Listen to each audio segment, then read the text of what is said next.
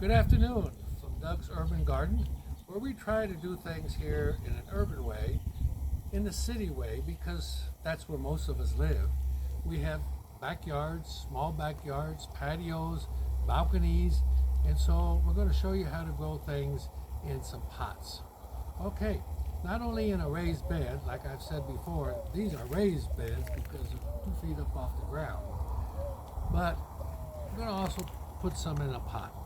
Okay, so remember back in December, in fact, it was Christmas week, we planted these in my garage on top of heat pads under grow lights. Look at our tomatoes. I mean, and what did it cost to make, to grow? The pots are recycled. The seeds, what? $2, $3 a bag, maybe for 200-300 seeds. And look at the variety. I have 6 different varieties of tomatoes here. So what I want to plant today, because they're very prolific, they're a good tomato here in West Texas, southern New Mexico, because they bloom quickly, they put on tomatoes, and then they ripen fast, and they're pretty heat tolerant. We're going to look for some cherry tomatoes. Let's see where we have them.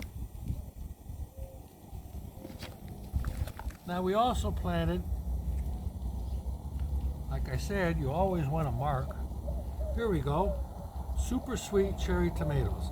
We planted them on 12/25, Christmas Day. Okay, so what you want to do is always mark what you're planting, where you're planting it. Now we also have here some heat tolerant tomatoes, which one of them would be the brandy tomato. Black Prince is a heat tolerant. We got some jelly bean cherry tomatoes, those would be good. And Cherokee tomatoes are also heat tolerant. But let's just take these out of the 6-pack and get started planting.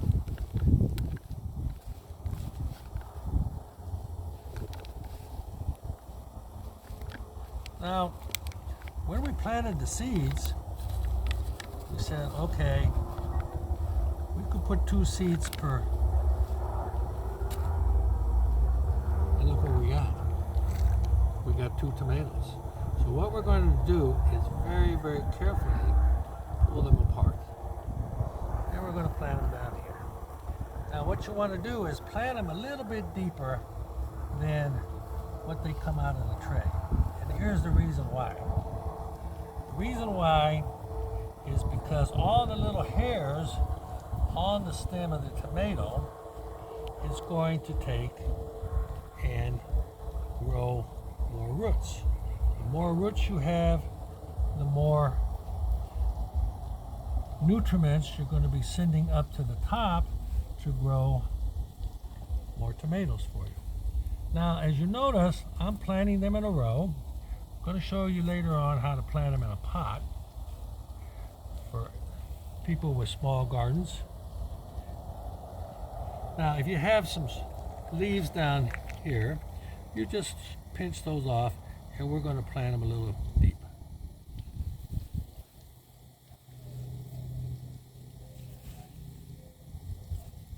Now, let's take this one right here. Let's come down here and we're going to plant. Now, you may be asking, why do I have these stakes, these poles? I'm going to plant my tomatoes in a row. Now, you can take, for each tomato plant, and get what we call a tomato cage, a wire cage. It looks a little bit like a triangle, a pyramid. They cost you about $7, $8 at your feed store, your big box garden center. So what I do here is I plant and hold up my tomatoes the same way they do on a farm. They don't put a tomato cage on each one of their tomatoes. It would cost them a fortune because they're planting 500-600 tomatoes or more.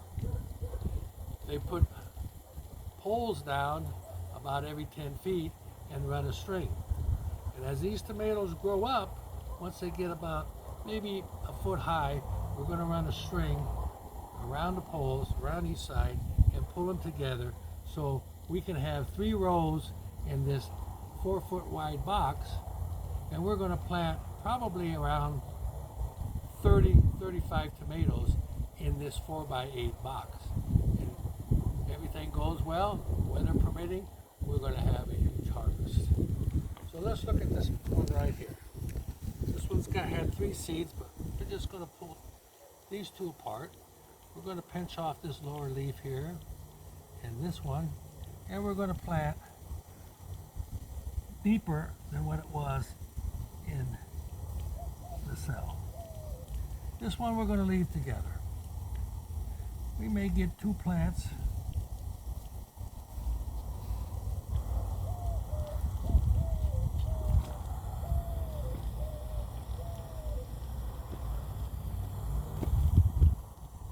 We got some little ones here, but we're going to leave those alone and just plant this one.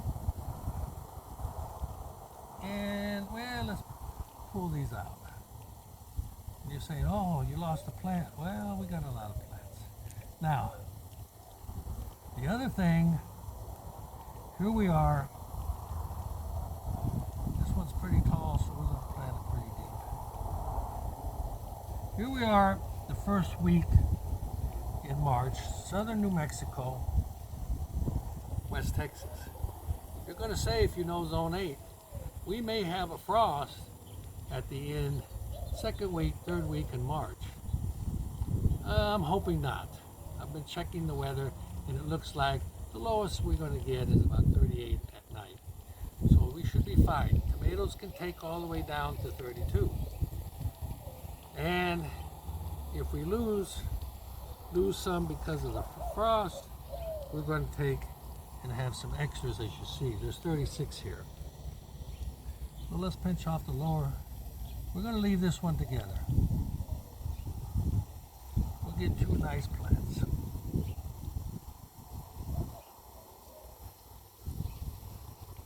And let's just stick these here in case we get another one. Okay, now you see I'm still wearing a glove. My cut hasn't healed up totally, so trying to keep the infection down. Now let's go over here and plant some squash.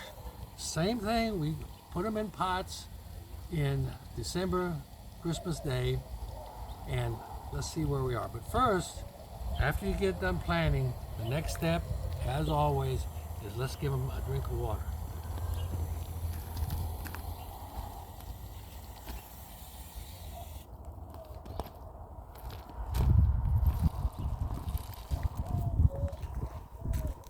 Soil's a little bit dry, so we're going to start rehydrating right now, and we're going to come again in a couple hours and rehydrate again.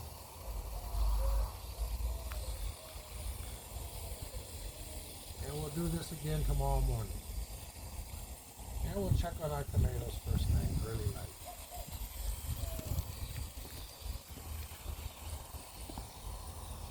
You want to keep your soil pretty level so that all your plants, when you water, get the same amount of water.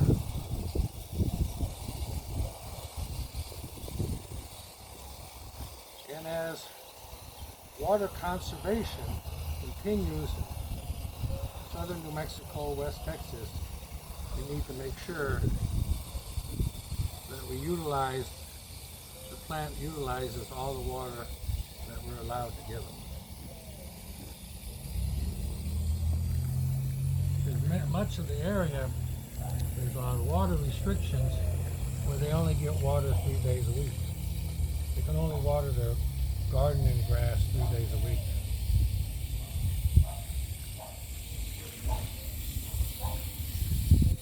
All right, we're going to water those again later on. Come on over here and let's do some squash.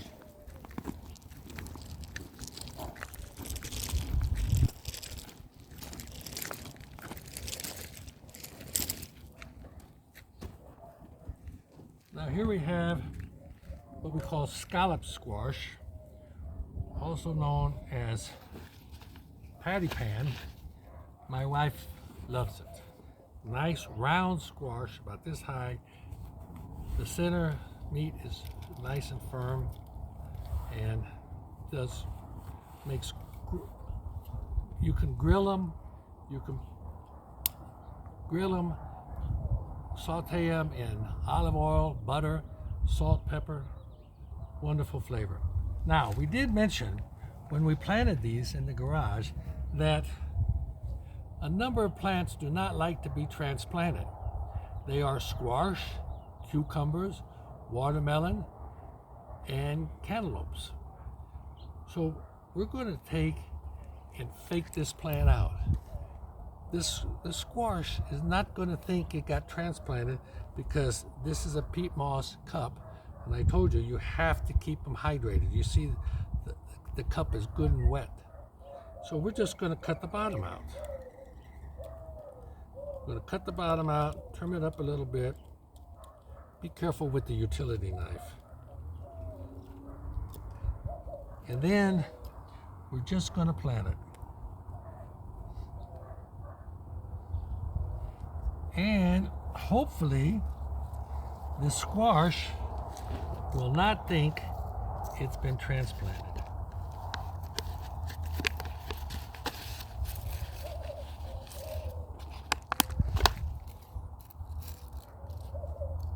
All of these have been planted in these pots in December 25th.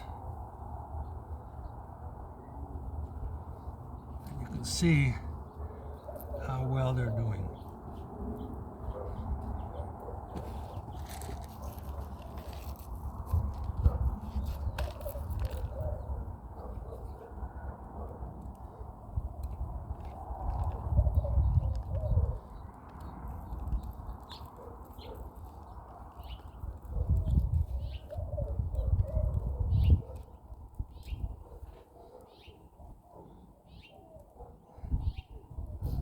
Now I'm planting these about a foot apart, so we'll give them plenty of room. Now we're also going to show you, for everybody that has just a small porch, a balcony, let's put some in a pot.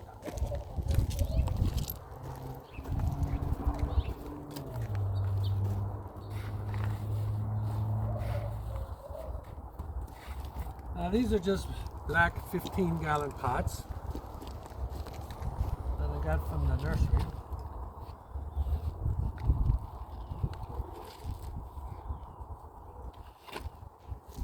You can buy grow bags, or you can buy nice fancy pots, either plastic or porcelain.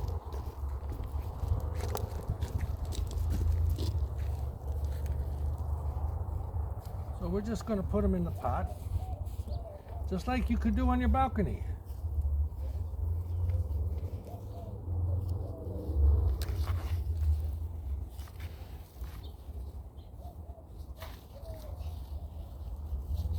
I'm going to go get a tomato and do the same thing with the tomato.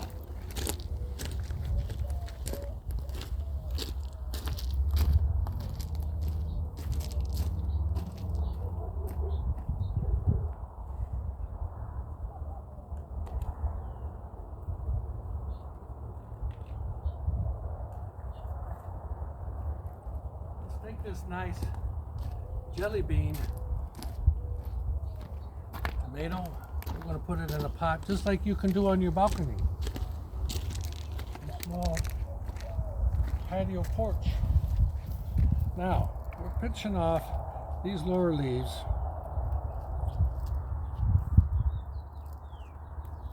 and we're going to plant it all the way to here. I don't know if you can see it on the video, but there's some very fine hairs on the stem. Those, when we plant them, will all become roots.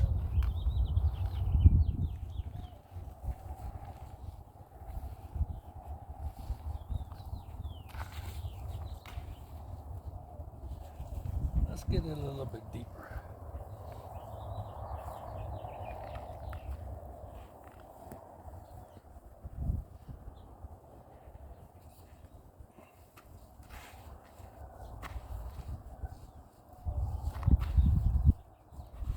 everything. We're going to water it in. We'll find the hose.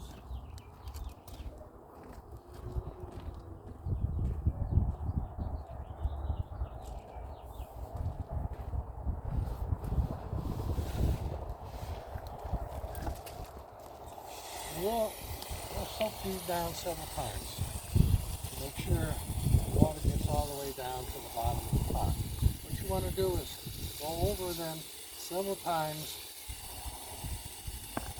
to the point where water is coming out the bottom of the pot on the holes on the side and the bottom. You can wet your soil ahead of time, that always helps.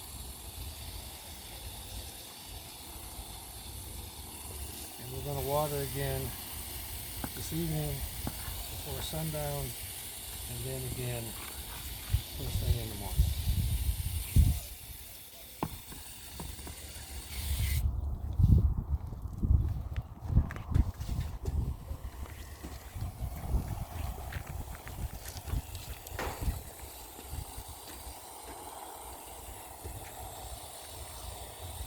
And we're going to see if these squash, if we have faked them out and they think they never got transplanted.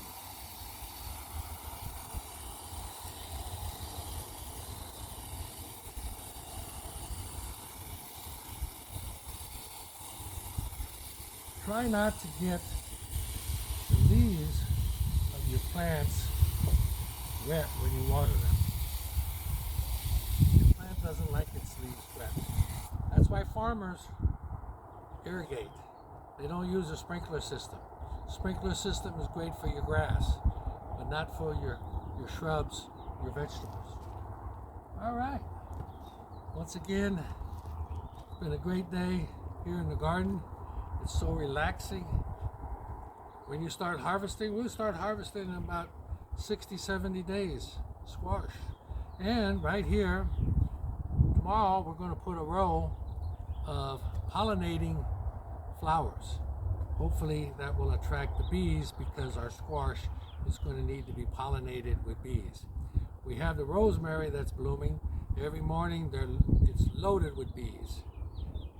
But they seem to love the rosemary more than they like my squash.